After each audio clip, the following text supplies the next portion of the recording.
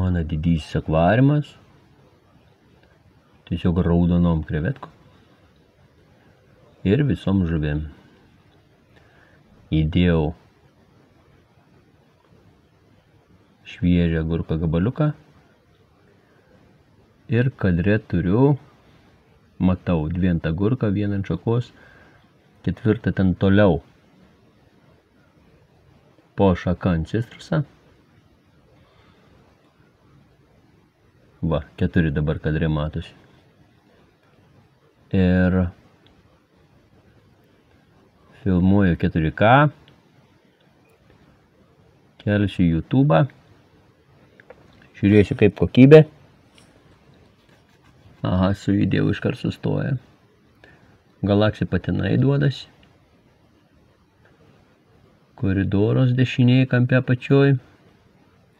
Šiandien biškį išgąsdinau žuvų, nes susietų niekada taip nesu pagavęs. Pagrėbiau.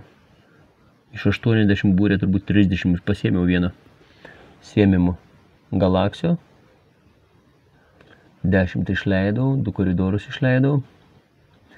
Nes rudens norėsiu išleisti, norėsiu pasileisti kitokių žuvyčių. Šiuo metu negalvoju.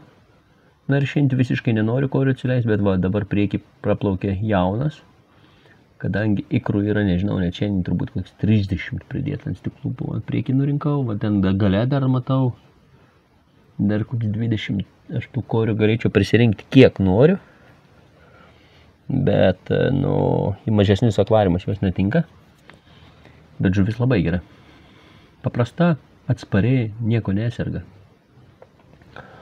O dabar su ancistrusais dar matysiu. Mažiukoms akvariumams jie iš viso turbūt netinka.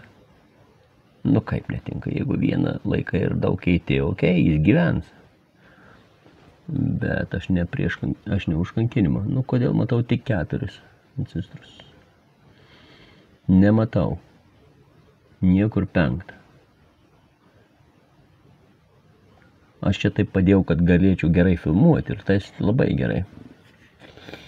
Bet paskui nuo šakutės nuplaukti. Pabandysiu aš jį pamauti ant vatos apatinės šakos, pakelti šaką. Ten užmauti. Uždėti šaką ant agurką ir pasižiūrės, kaip bus tada. Nors filmavimo dabar idealus aukštis.